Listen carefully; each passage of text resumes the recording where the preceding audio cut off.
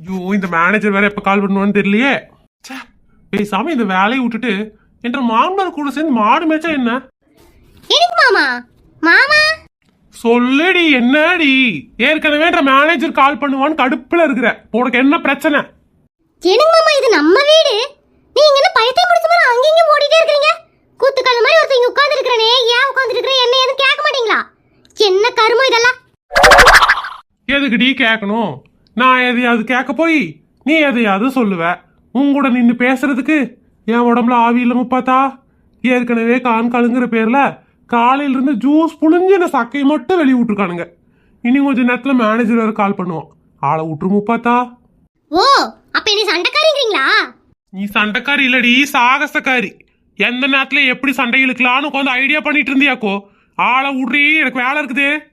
மாமா ரேஷன் கடைக்கு போயிட்டு வரணும், ரெண்டு போயிட்டு வந்துருங்க மாமா.